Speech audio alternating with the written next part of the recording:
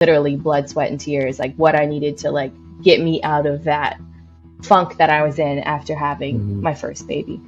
You still had the bandwidth to want to give to others. Like, where does that come from? Like, I don't even believe that. Like, the time is balanced and chopped up and distributed differently. How do you deal with the mom guilt?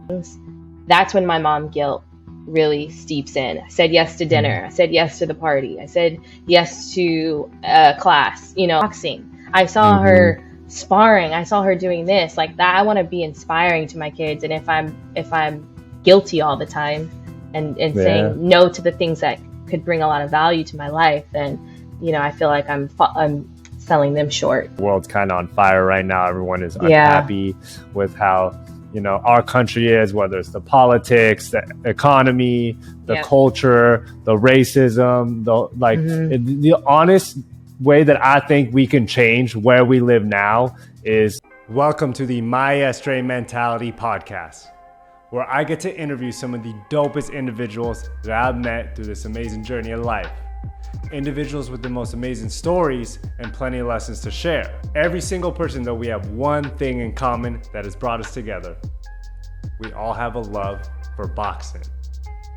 But it's always been bigger than boxing. On that note, let's get into these stories. I ran up a check, I might do it again. Enemies close, had me thinking they're friends. 10 toes down, I'll be free until the end. Crib outside the city, I don't feel safe in my hands. Took so many years, I'm just waiting for the... I take a lot of pride in these intros. I've seen and writing them up. Okay, let's do the damn thing. Let me paint a picture for you. I used to get up at 3:30 a.m. every day. I lived in Brooklyn. I'd take an Uber across the Williamsburg Bridge and train clients in Manhattan at 5 a.m.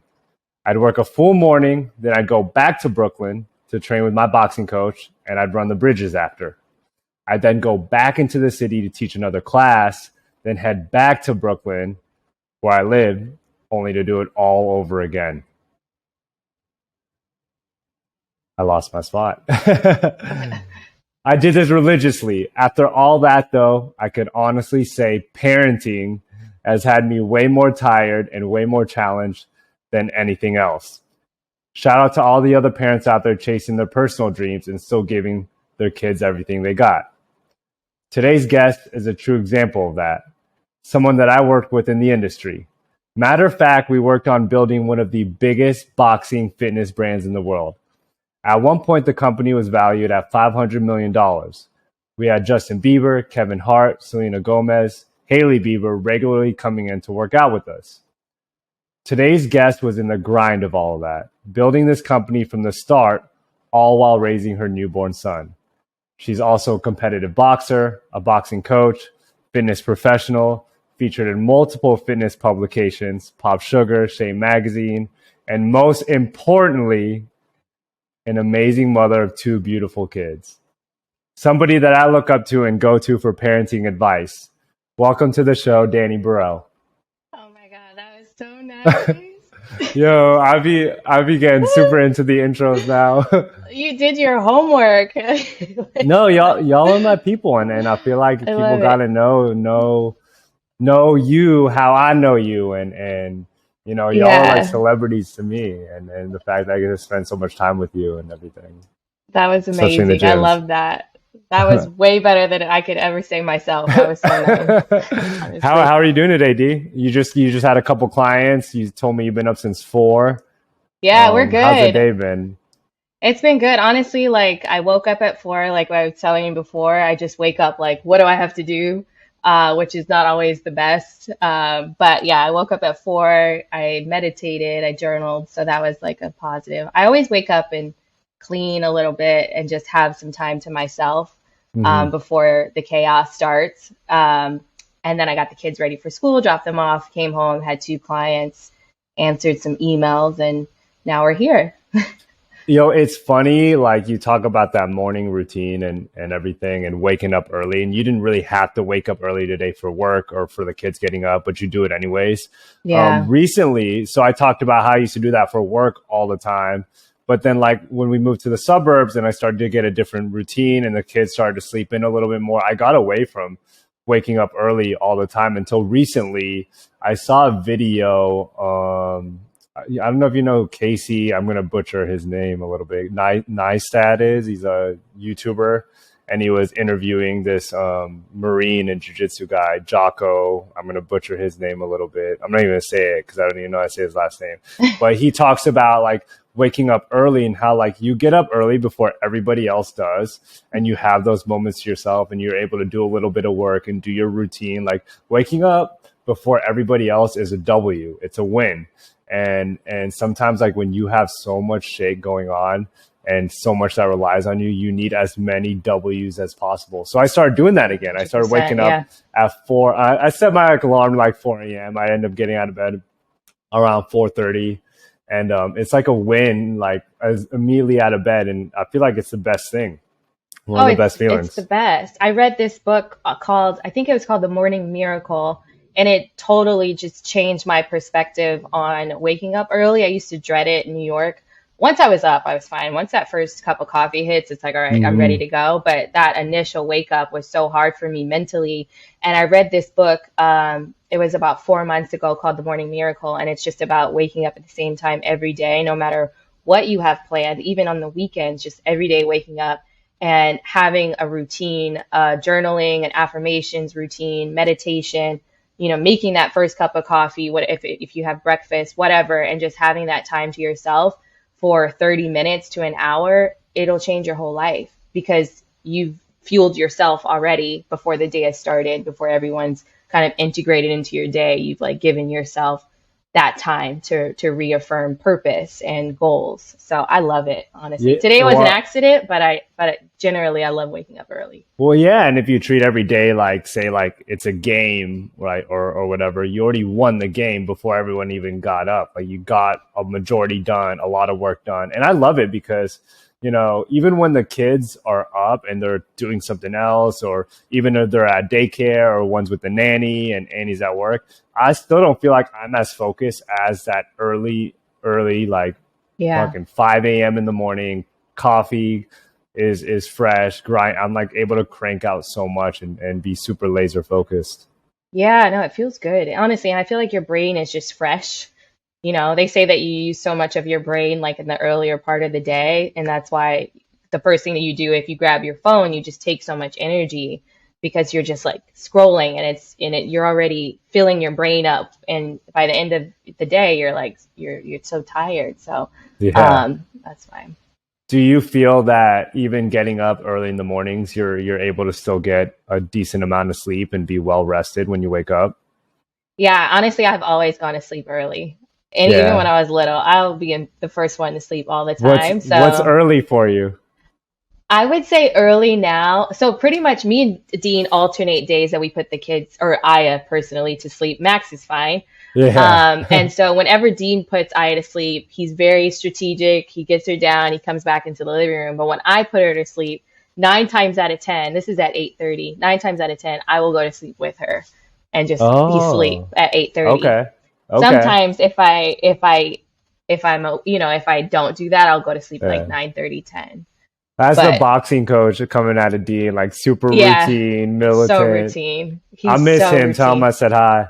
No, I will. He's the best. He's working so hard. So he's on a strict routine, and I've learned a lot from him as far as just being rigid with like bedtime and waking up and meditation and things like that. So I was so strict about routine with Theo and Emmy, and Theo kind of broke out of it now that he's kind of self-sufficient. He kind of, just like Max, he kind of just runs around and does whatever now and falls asleep when he wants. Love that stage. Just does his thing, and I'm like, go do your thing. I'll be in here if you need me. But with Emmy, like, when it hits that time, that bath is going. The bottle's ready. Yeah, like you have jams are on the bed. Yep. And we're ready to go. So I love talking. Like, forget the boxing. We're gonna talk parenting this whole time. Honestly, I don't feel like Max. We had such a good routine. He was out the bed, our bedroom, like by 6 months, in his own room. Like went to bed early, potty trained really easily. I feel like I don't know what I'm doing. I'm just like, They're so whatever. different. Emmy is completely different than Theo, Yeah, and yeah. she runs this household now. Yeah, same for Aya. She's the queen and the king. Before we get into more parenting kid stuff, I'll let the audience get to know you a little bit more. D, like paint the picture for us. You're from Oakland, California, which I grew up in the Bay Area. I moved there when I was 3 from the Philippines. When I graduated high school, I moved down to Orange County. But so you grew up in Oakland, but how did you end up in New York and ended up being a boxer at the world famous Gleason's gym? Because that's a big reason why we connected. Because I've trained there as well, and you trained there beforehand, and your husband is a well-known professional that came out of that gym. Him and his brother Scott, and your coaches too is world class, world famous. How did you end up in New York? Oh man, so yes, I grew up in Oakland. I love Oakland. I love where I'm from. As you know, the Bay Area, we breed like real talent. Very creative people have come out of Oakland musically, professionally, athletically. When I was in college, I was always very like a curious kid. I was into arts. I thought I wanted to be an actress. I played a lot of sports. I was in martial arts.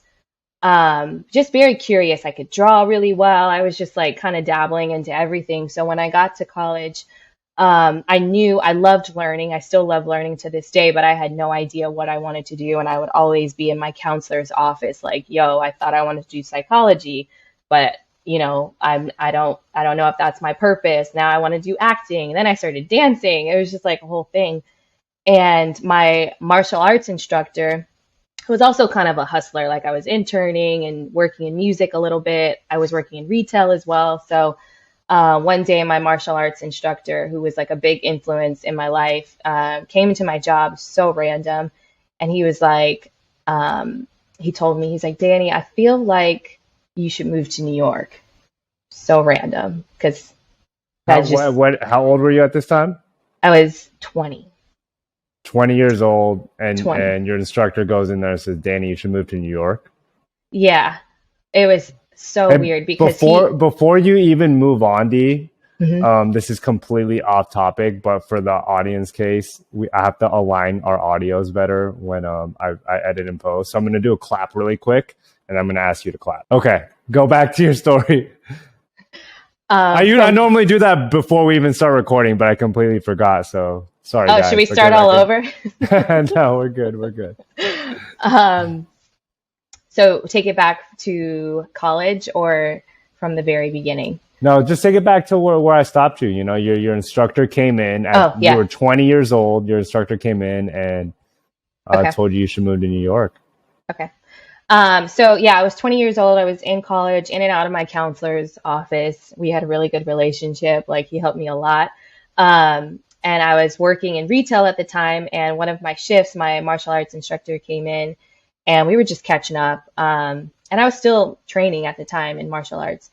And he came to me and he was like, Dani, I feel like you should move to New York. And I was like, his name's Mr. Fromm. And I was like, really? What? And I had thought about New York a little here and there in my life, like just based off of movies that I had seen and documentaries that I had watched. I was like, New York is a vibe, but I never thought about moving there. And yeah, so he came into my job and he said that to me. And I didn't think anything of it, but I thought it was, I was reading The Secret and like The Power of Now. And I was like, that's kind of a sign. And I also was having kind of a very confused time in my life where I just didn't really know what I wanted to do. And I knew I didn't really want to be in the Bay Area. And honestly, a lot happened in that month personally. And I decided to move out there literally on like a week's notice. It was Wow. him coming into my job and just kind of other things that were happening in my life at the time that were moving me for big change. And I told my parents, my friend like booked a ticket for me because she was already out there. And she was like, just come for 2 weeks, see how you like it. Mhm. And if you hate it, go back home. But if you don't, obviously you have a couch to stay on until you figure things out. So yeah, I gave my parents a nightmare. But Oh man. yeah, my parents were like, what? Like my brother was so upset. But I've always had a drive in me and a confidence that I can do anything that I wanted. And I just knew that the realm of like doing things by the book wasn't for me. And as much as I loved learning and as much as I enjoyed, I wanted to finish college and go that route, I just felt like I wanted life experience. And Hmm. so I think my instructor coming in, he just kind of lit a flame that was already there. And so yeah, I moved out there on a on a week's notice Yo, and okay. just So did just it. to paint the picture a little more for everyone, 20 years old, you're working retail. Where were you working? It was just like a shop near Lake Merritt. I don't even remember the name, to be honest. You Like didn't even remember what you were selling. no. It was what? It was a 7-Eleven. Yeah. Just a local gas station. Yeah. So okay, you're doing this, 20 years old, and you've always been confident that you could do whatever you wanted and you could do it to the best that you can. But it took somebody else to really push you to do that, which is a true testament to coaches, instructors, our mentors, people we look up to in our lives. They show that belief in us, and it pushes us to do a shit ton more. So that's dope. And I really think that everybody has to experience New York to their own personal level, at least once in their life, and me moving to New York as well. It was the best decision I've ever made. It taught me so much about myself and brought out the best parts of myself and then some. So and brought us together. And Yeah. obviously, so what were and your that was your first trip to New York I had ever? been to New York on I was doing acting in high school and we went with our theater club at the time when I was 18 and I fell in love with it then. And I knew Okay. that, it could be in the cards for me, but it was nothing that I ever really like wrote down or planned. It just kind of came out of nowhere. And how So how did that trip go when you booked your ticket and went for 2 weeks and told your parents? Well, did you already decide you were already going to move there, or were you just like, I'm going to check it out for a couple weeks? I thought I was going to check it out for a couple of weeks and see. Yeah, I knew I needed to Okay. get out of Oakland just for a different environment because at the time I just wasn't feeling it. I was like the people that were in my life um just kind of in that weird like early 20s, not really sure Yeah, where to go left or definitely. right.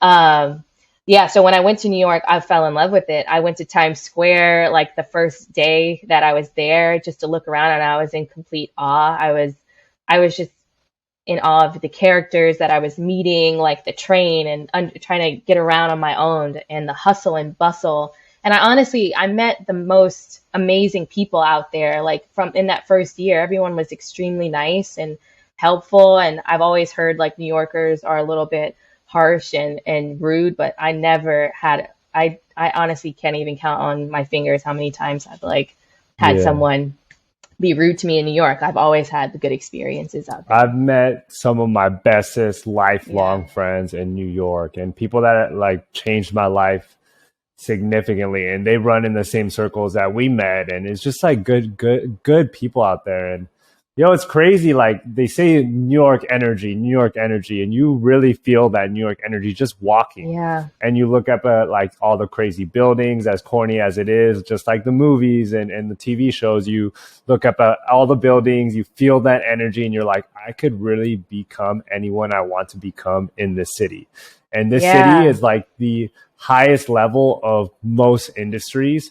And if you can make it at the highest level in your industry in this city, you could freaking conquer the world. And that's when I'm in love. You could tell my relationship with New York, and Yeah. I we both know. live in LA now.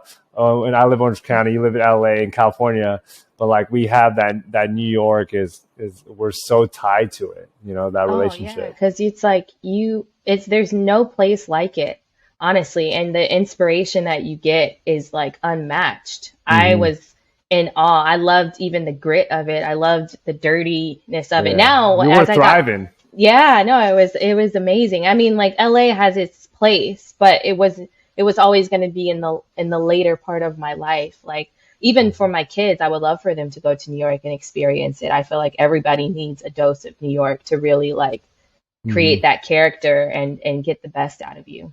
I always tell Theo now too. I'm like, bro, don't forget you were born in New York, and like, don't forget who you are. Yeah. Born and bred Brooklyn. Yeah, don't you forget that. So I can't wait to take him back. We'll probably take him back sometime next year and spend like a month out there and just like let them be immersed and you know, the culture, the energy, and see our friends out there that now have kids and all that. And then so go back to that first 2 weeks then. So you fell in love with it. Did you start you get in the boxing gym from then on, or did you kind of ease into it, or?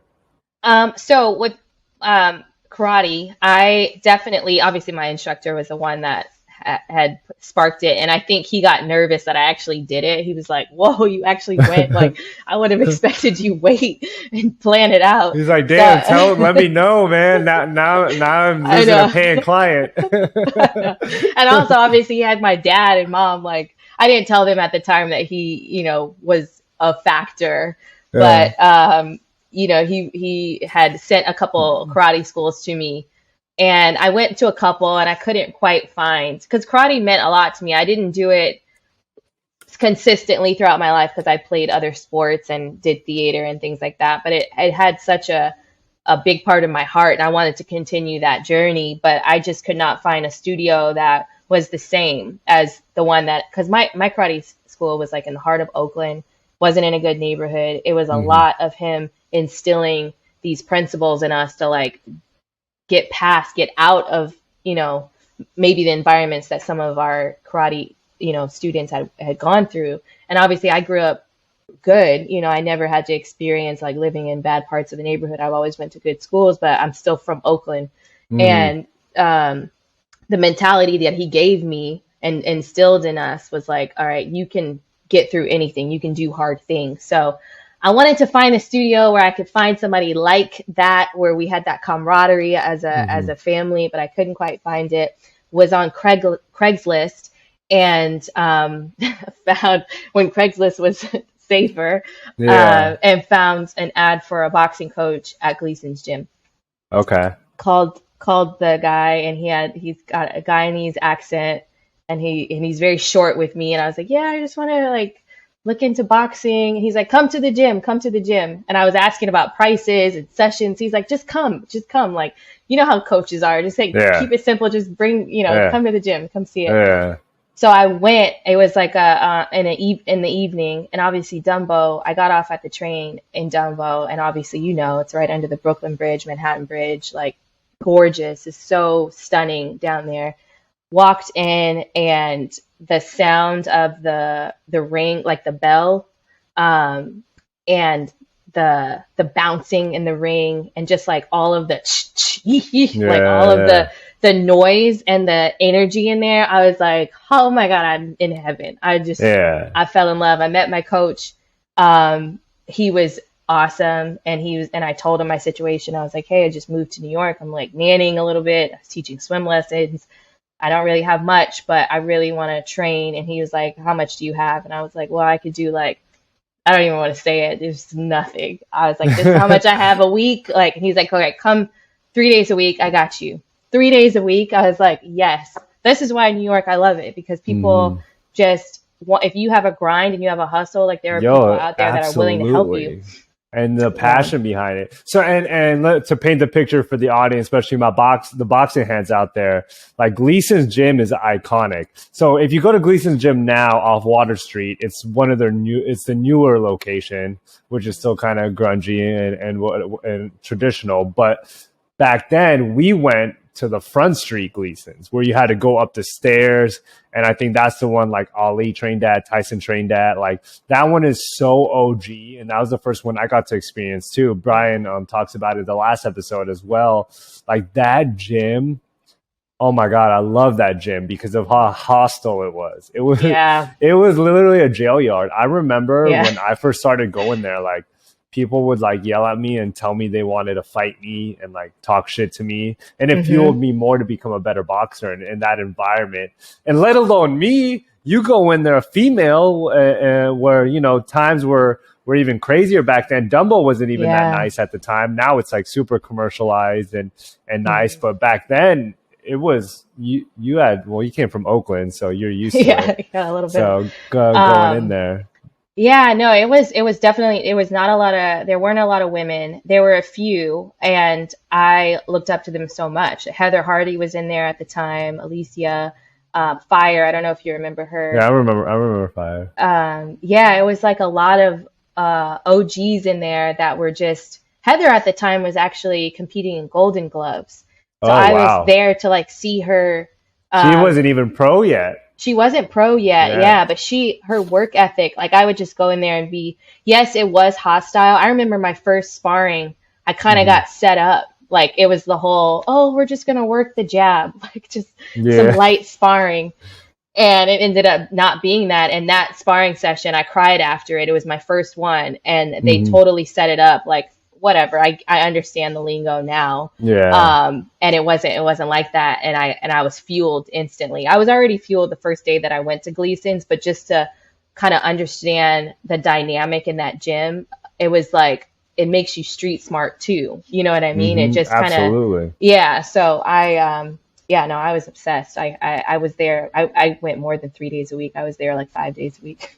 Yeah, that gym will breed you to become better, not just a boxer. I'll talk about the boxing and the competitiveness and the skill set. Of course, it made me Yeah. tremendously better in working with a great coach too. But then again, the environment. When I said hostile, in the best ways, right? It Yeah. really made you confident in yourself, because if you could, Mhm. gain respect from people in this environment, outside, I mean, no one could step to you, and you're so much more respectful of others, and like Mhm. so many people demand the respect in there that that translates outside of the gym. And that Front 100%. Street Gleason's gym, oh, I miss that. I had my first fight in New York City. I'd fought leading up to it multiple times, but my first New York City fight was at Gleason's, the New York City tournament. Wow. Oh my gosh, like a dream come true. And then Yeah. from after that win, from then on, I just started fighting like way better fighters and higher Yep. levels. And I was just getting my ass whooped left and right. Sparring sessions, I was getting Yep. fucked up. Cubero was fucking me up.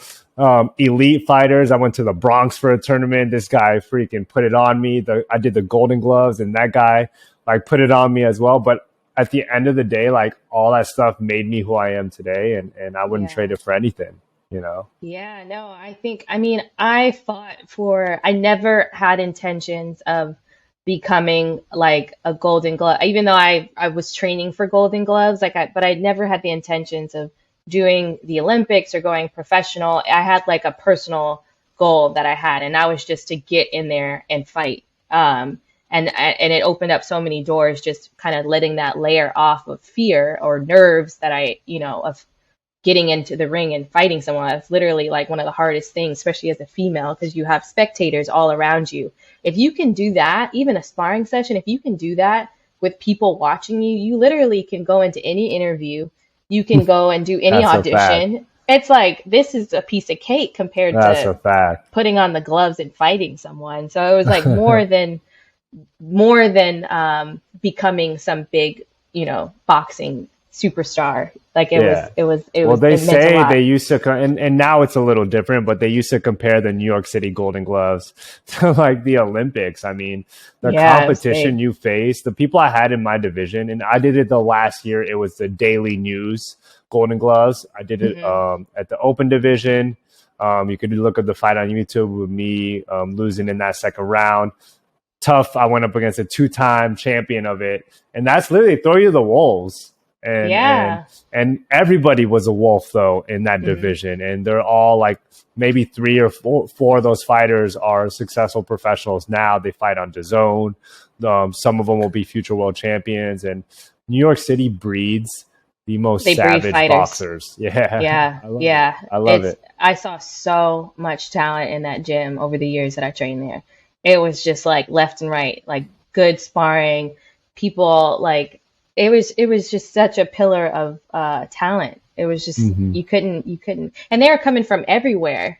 Hmm. They had the Give a Kid a Dream foundation there, so kids were coming in there, teenagers that, couldn't necessarily afford to box, and they were getting trained, and they were Yeah. so good. And it's just a platform and a foundation for a lot of up and coming fighters. It was great. Yeah, I mean, aspiring boxers, especially the younger ones, if you can make your way out to Gleason's in Yeah. Brooklyn, train with, anyone in The that best. gym. My coach, 2-time world champion Joan Guzman, and Mm-hmm. you train with Don, who also trained your husband and his twin brother. Yeah. Don is a phenomenal world-class coach, and Don trained my coach as well. So Yeah. you're just surrounded by greatness. Like, last boxing story before we move on to the next question, but like, Gleason's is the kind of place you walk into.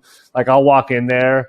This is one of the highlights of my Gleason's journey. Is I walked in there one day just to train, and Sean Porter was in there getting ready for a fight. I think he's gonna fight Thurman at the time. And he's like, "Hey, can you spar Sean Porter?" And I was like, "Yo, yes." He Yeah, went like, super where do you get easy to on do me, that? of course, because I'm not on that level. But where do you get to step in the ring and move with the world champion? I love that. Shout out to Gleason. Yeah. Yo, I'm glad they held it strong during the pandemic. Yeah. I got a One of a question for you kind. though. Yeah. Boxing, these intense situations, fighting. What's more exhausting, being a parent or boxing? Being a parent, 100%. Oh my gosh. Honestly, Well, okay. boxing has prepared me for parenthood, and Okay. vice versa. Yeah, I That's feel a good that for sure. that's a good link right there. It leads me to my next couple of questions. Like, was there anything that really prepared you? You for your first son, you have 2 kids now, but for your first son, how long did it take you to get back to work and everything, back to your training and going from there? Like, talk about that journey first. Having a son, you're fairly young. What paint that picture? What were you doing for work? Yeah. Well, I knew at the time I was training a lot. I had fought a couple times.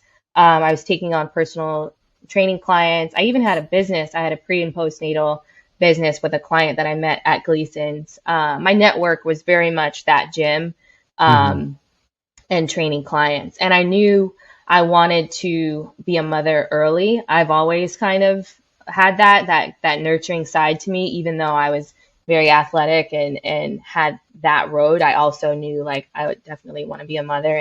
And Dean and I met at Gleason's gym. And it was actually not planned. Max was not planned at the time. We were engaged. We were going to get married and then think about children down the line. And at the time, I'm 26. So I got pregnant 3 months before our wedding.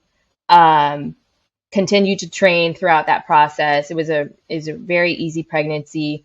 The delivery, everything, was perfect. Not perfect, but everyone was healthy. Yeah. We got through it. Yeah. That's all you could really ask for. Yeah. And parents, that are expecting now, like, the anxiousness of everything and the health of, the mom and the baby, like, that's something that's like heavily weighs on you. So Yeah. that's all you could really ask for. Like, people ask, oh, do you want a boy or girl? I don't care. I Just want a healthy baby. Healthy. Yeah. Exactly. Yeah. No, I couldn't have asked for like a better first time experience, especially like those nerves of just like the first 3 months and the delivery.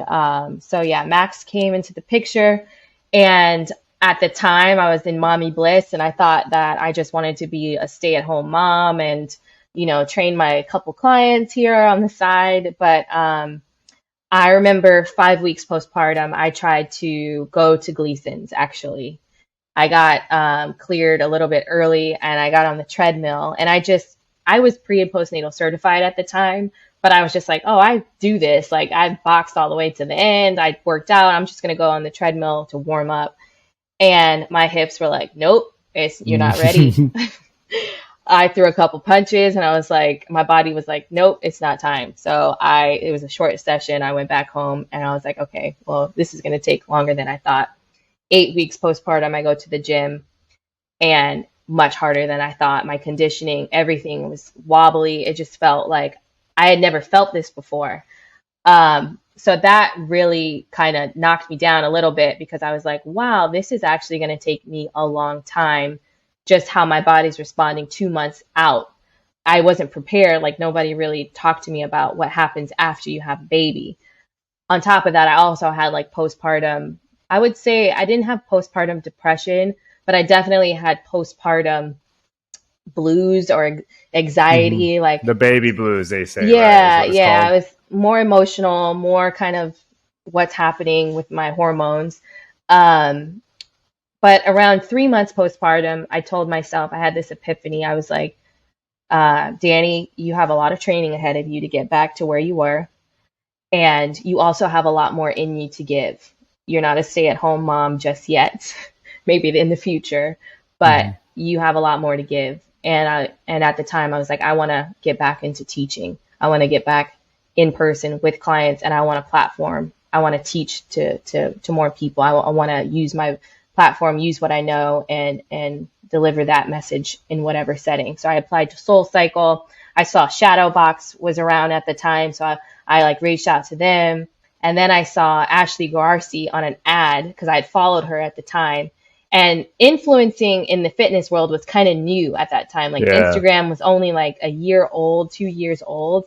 And I would see her a lot just boxing, and she had great content, good videos. I was like, she's such a badass. And I saw she had landed Rumble, and Rumble was opening. And so the owner of Rumble actually reached out to Dean and Scott first. They saw him. So weird, like all this all happened. Ashley was at Gleason's. She put them on her story. The owner reached out to Ashley, like, who are those twins? Like, bring them in. They all went to catch. I was so jealous. I was like, wait, is this the place that I was just like, looking up and reached out to and applied for? And Dean's like landed it. Um, Anyways, long story short, we all went to that bat cave, and that's where kind of it all started. And at the time, Max was I was training alongside Soul Cycle. Max was 6 months old, and Hmm. so that's when Rumble came along. Hmm. And I was like, I manifested this. This is a great opportunity. I worked so hard for it. Took 4 months, but it was like literally blood, sweat, and tears. Like what I needed to like get me out of that funk that I was in after having Hmm. my first baby. Well, that's kind of crazy you mentioned that. So you had, not postpartum, but you had the baby blues. Your life significantly changed after having your first.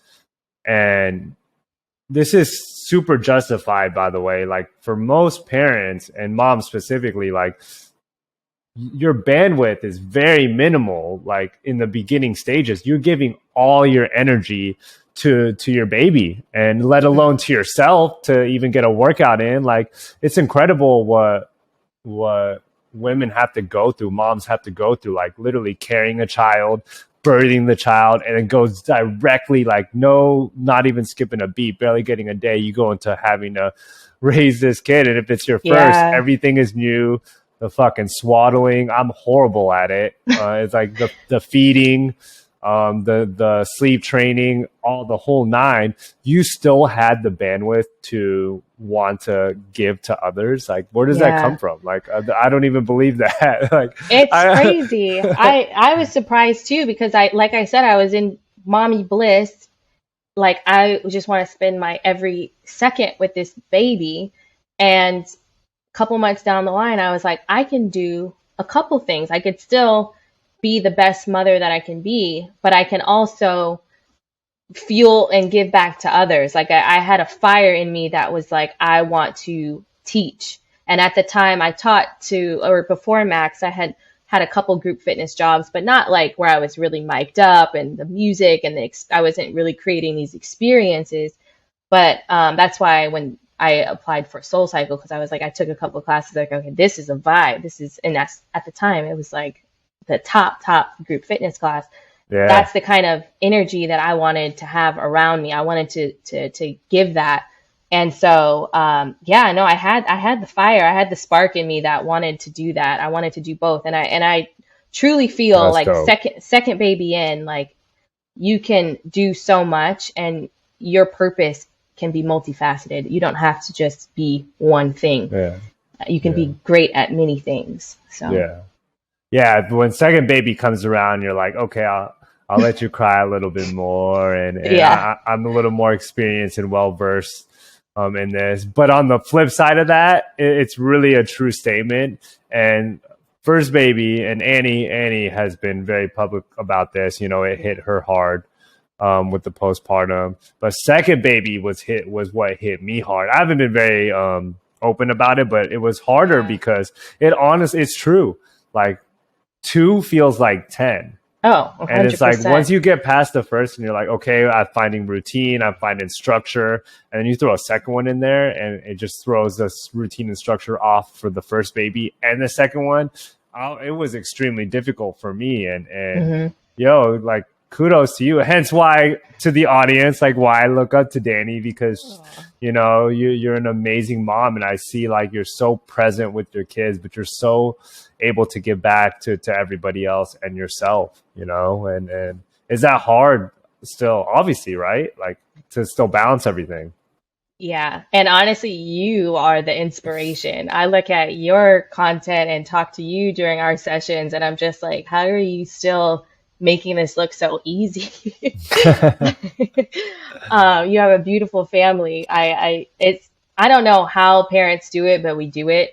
And I think that we're all born with that drive to just get shit done. And I've been asked a lot, like, how are you balancing everything with 2 kids? And I honestly, my answer is I don't know. I'm just taking it a day at a time. I think establishing my own routine and self-care is so important. And I would tell any parent this, like, what you give back to yourself is going to translate into your parenthood and give back to your kids. So you have to fuel yourself. Like if you don't scratch that itch, it's not gonna, you know, you're like doing a disservice to your family if you're not giving back to yourself in some capacity. So that's the waking up at 5 a.m. for an hour to do your journaling, meditation, to work, so that you can be, all right, now I have an hour with my kids and they have my undivided attention, as opposed to not giving yourself any time.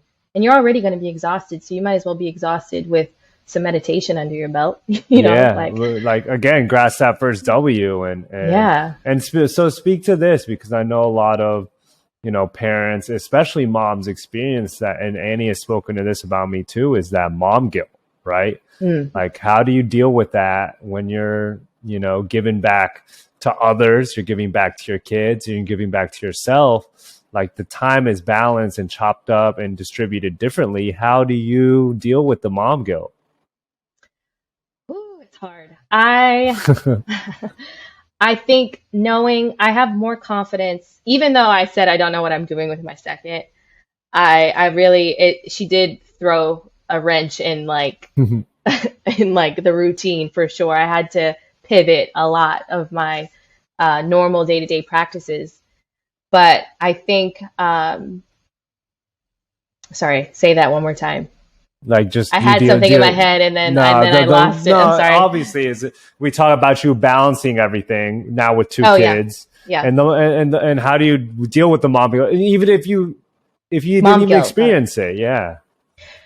Honestly, I think knowing that I am working hard for my kids, and I'm living my purpose, and I'm trying my best, and I'm making time, I'm carving out time, and I'm being present when I need to, that has limited some of my mom guilt.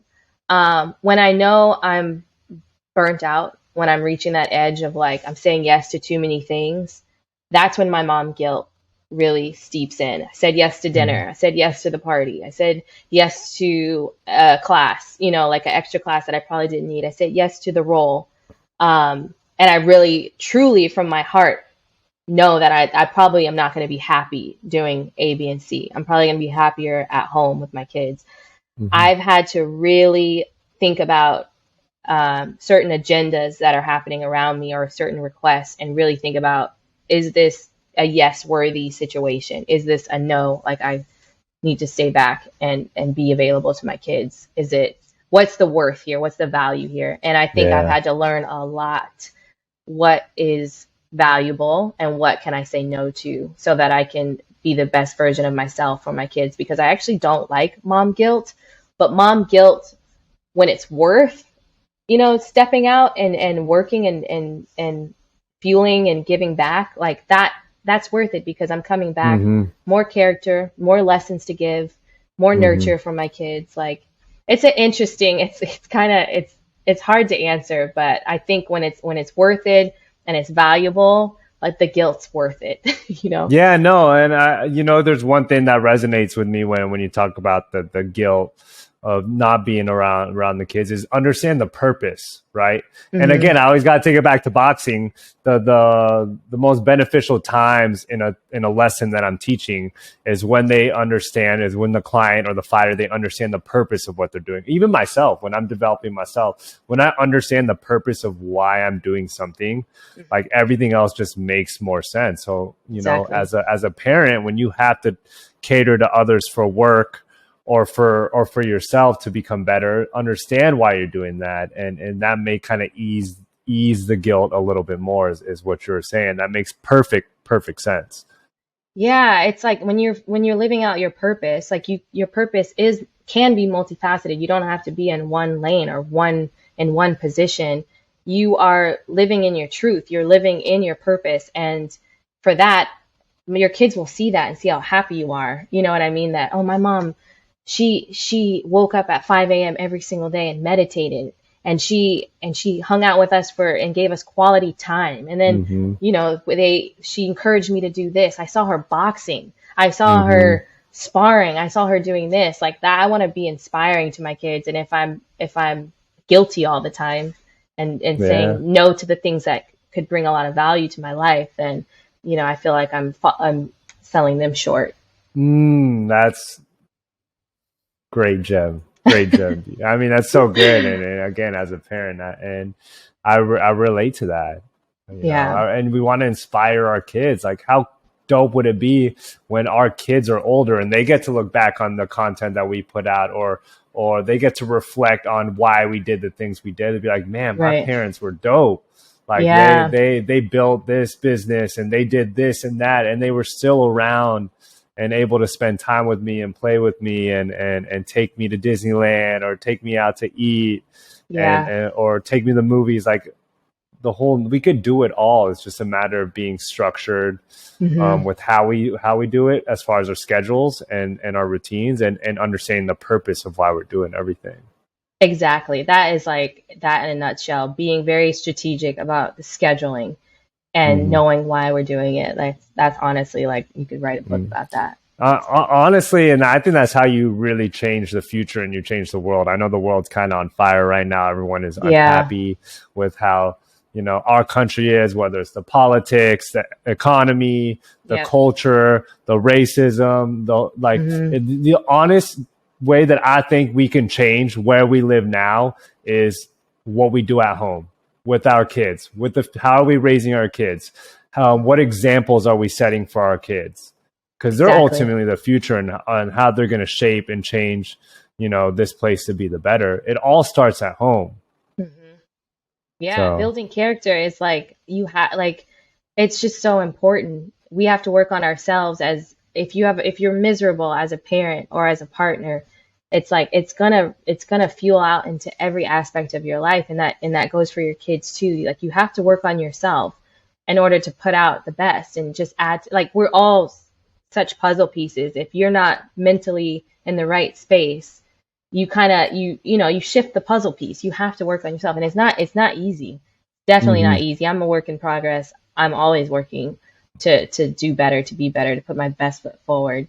But I know that I want to be that good example for my kids and be a positive influence in my home. So yeah, and same. And again, we'll always be a work in progress, but as long mhm. as the purpose and intention is there, I think we're doing all right. But it goes into even my next question. So being the best of yourself, but it takes two to tango. It literally takes a village to raise a child. But like, obviously, the mom and dad factor in that, or however the partnership is laid out, like it takes two to really lay that foundation and raise that child. And granted, showing love to the ones out there raising a child on their own. We know how difficult it is, and more power and respect and love to you for doing that. But you're married. Your husband is amazing. He comes from the same gym we do, but marriage Mhm. is difficult. you know, Hmm. especially when you're in industry, when you're surrounded by gorgeous people all the time. You Yeah. interact, you build deep relationships with your clients, especially in those group settings. You're giving so much energy to everyone at once. And then you throw two kids in the mix, little to no sleep, little to no time for yourself. How do you find time for you and your husband? How do you get to a place where you're constantly strengthening that relationship like you are pre-kids rather than just trying to keep it alive? Yeah. Well, pre-kids for Dean and I was a dream. So fun. Yeah. No, not We a we worry. reflect on our pre-kids life all the time, Annie and I. I know you like take it for granted. It's like we had so much fun and we still have so much fun, but it's like, date night is like effort, like Hmm. babysitter, like time, where, when do we get back? Like how far are we going? Um, Dean and I have such a solid foundation of respect and loyalty and communication, and we are brutally honest with each other all the time. Just Hmm. as far as like when we need space, when we need to talk about something that's bothering us, when we're burnt out. And we've been through a lot together, especially raising two kids. We had our Max when I was 26, he was 27, and Aya was we got pregnant during the pandemic, and just kind of like worked through everything, but constantly in communication. And I think right now where we're at in our relationship is like we were talking about before, is like quality of life and when to say no, and what is worth it and what's bringing you value and what's not. So I have to make effort to make time not only for myself, my kids, but also my husband, because it's extremely important to me to have a strong home. I grew up in my parents were not together, and I know like I luckily was able to have both my parents in my life in a very big, powerful way and present way. But I know I wanted both my kids to grow up with both parents in the house, and so it's important to me. And I had to let some things go professionally so that I could really give back and be there and be mentally, physically available to not only my kids but my husband. It's very important to me for me to mentally have that capacity emotionally, because it's like once you have the kids and you have your partner, you have to still emotionally be there. You're still in a relationship. Like I think people forget that you still have to go Hmm. on the dates. You still have to go on, the walks and have the intimacy. It's crazy. Like you could forget about that so easily, especially for women after they've Hmm. had their kids and let alone they have a career. It's like husband, like what? So Yeah. I think, and Dean's amazing. He's so consistent and so loyal. It's always been kind of me who's kind of going through my emotions, being a mother and working and being burnt out. And right now, I'm kind of in that space where it's like quality over quantity for sure, so that me and Absolutely. him are 100% Yeah. on good terms, all the as much as we can be. Yeah. And you feel it like when things aren't all right, not just with your kids or with your significant other, like you Hmm. really feel that, and it bleeds into everything else you're doing that day. Yeah, And yeah. you said something about Dean. You said consistency, and he's very consistent about it, and I really believe in that too. And from the dad, the father, the husband perspective, now it's like I had a conversation with Annie about that too. It's consistency, but in the little things. Like there's Hmm. only so much like a great date night or a vacation away can do for the marriage, but like how about the little things every day? I think that's what her and I really start to connect when we start doing the little things, like me going to grab myself a water out of the garage. I grab her one too, like Hmm. to show her that like I'm actually thinking about you. Like when she comes back from a work day, like, hey, when I ask you about your work day, I'm not just going to ask you out of standard, like, oh, how was your day? No, you set the phone down, you really get immersed. Like, tell me about your day. Like, what was good about it? What was bad about it? And doing the little things from like, a kiss goodbye when you head out to work or get your ass up early and the little things go the longest way. And I'm still They do. learning, as a as a husband and a father, but it's fucking extremely hard. Yeah. But if there's one thing I could give to everyone is like doing the little things every day and over a consistent period of time, I feel like starts to really strengthen that relationship. I love that. I love that so much. And I think, like you said, it's definitely anything easy is like something that you don't have to work hard for. We tend to, we can easily put that to the side, but your marriage, your parenthood, you do have to make effort.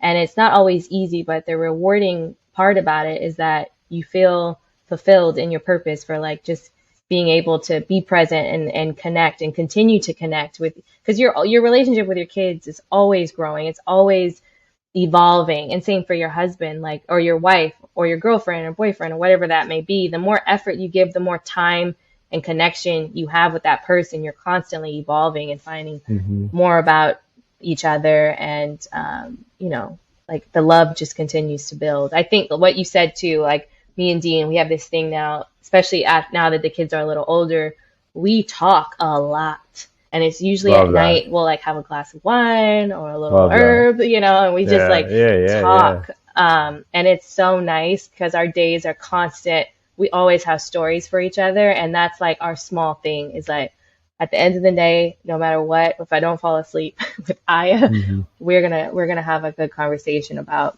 the day or whatever we're going through at the time, and we love it. That's our thing. Again, like those little things, even though they're not little, but those moments when you could just talk and literally not think about anything else, and you're just focused on your husband or wife, and they're focused on you, and you're having a glass of wine, and you're just chopping it up like the old days where you were getting to know each other and grow deeper in your relationships. Those are it. Like, you don't need the extravagant vacation, the extravagant date night. You just need to find those pockets where you could just chop it up and get to know each other again. Because if you think about it, you're constantly changing, you're constantly evolving, hopefully for the better. Like, so you're a different person every day. You become different. Yeah. But at the same time, we expect our significant other to always know that person. Yep. We don't even know that person, right? So we have to constantly talk and get to know our partners, even through. I'm just breaking this all down as I go. I'm like, damn.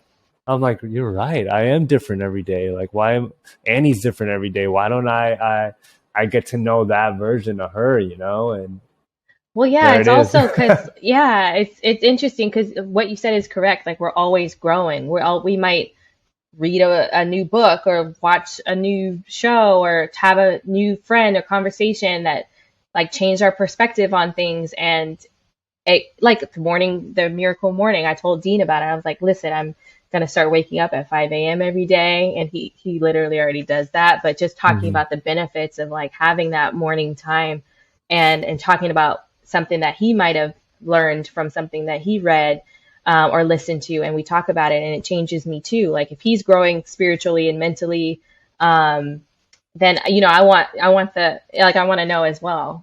So yeah, we're always growing. It's important. It keeps things fun too, because if you're kind of stagnant and you're keeping things surface level, then it's like it's boring. It's good to like get down to the nitty gritty of things. Yeah, chop it up. Constantly get to know your partner every day if you can. Little things go the long way. Understand the purpose and I mean, what a great conversation we had today. I know. I hope the audience likes this episode. Tie it all in together for me now. We'll take it back to boxing. What brought us together? Great, amazing life, highs and lows, crazy journey you've had. Took you from Oakland to Brooklyn, back to LA. What has boxing taught you that's kept you in this game? That has significantly benefited you, not in the ring, but outside of it? That's a good question. I feel like I could literally write an essay about what boxing has done for me. Boxing is literally why I'm in the career I'm in today. It's why I have the mentality that I have. Boxing has taught me that I can do hard things. I can get through any obstacle, any challenge, and know that I can stand back on my 2 feet and keep it moving. There's nothing that I cannot get through. It might be challenging. It might take a long time to heal, but I can get through it. Like I said, my first fight was not about being, a big world champion. It was literally about standing in front of something that I'm fearful of, around people that are spectating with opinions, and being able to just show out and do my thing and tune out the noise.